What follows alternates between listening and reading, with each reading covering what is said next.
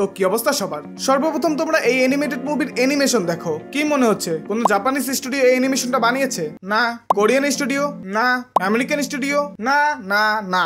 ইন্ডিয়ার কথা বাদই দিলাম, তা তো মোটু পাতলু ছোটা ভীম এসব বানাইতে ব্যস্ত। বাংলাদেশেরও অ্যানিমেশন ভালোই ট্রাই করতেছে, বাট আজকে আমি বাংলাদেশি অ্যানিমেশন নিয়ে কথা বলবো না, এটা নিয়ে আমি অনেকদিন কথা বলবো। মূলত এই অ্যানিমেটেড মুভিটা বানানো হয়েছে পাকিস্তানে। ভুল শোনো নাই, ঠিকই শুনছো। মুভির নাম দি গ্লাস ওয়ার্কার। এই মুভিটি অ্যানিমেটেড করেছে মানো অ্যানিমেশন স্টুডিও, আর এই স্টুডিও মূলত পাকিস্তানের অ্যানিমেশন স্টুডিও।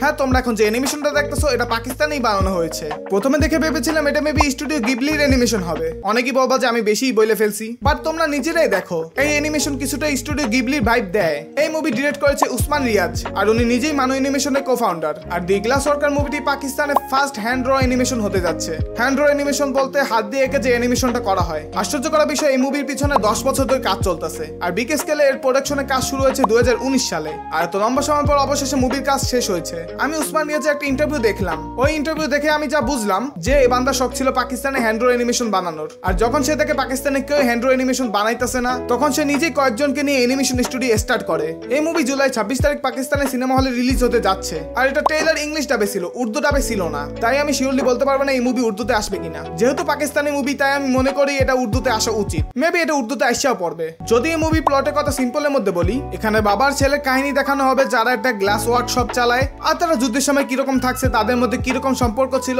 বেসিক্যালি এইসবই দেখানো হবে। যেহেতু আমি বাংলাদেশি প্লাস আমি বাংলাতে ভিডিও বানাই, সো অবভিয়াসলি আমার কোনো পাকিস্তানি অডিয়েন্স নাই, বাট পাকিস্তান এরকম একটা চমৎকার অ্যানিমেশন বানিয়েছে, তাই ভাবলাম এটা নিয়ে একটা ভিডিও বানানো উচিত। সো আজকে ভিডিও পর্যন্তই। ভিডিওটি যদি ভালো লাগে থাকে তাও লাইক মারো, চ্যানেলে নতুন হলে সাবস্ক্রাইব করো, সাবস্ক্রাইব করে পাশে যে আচমকা মার্কার ঘন্টা আছে সেটাকে বাজায় দাও। তো আজকে আমি যাচ্ছি, বাই।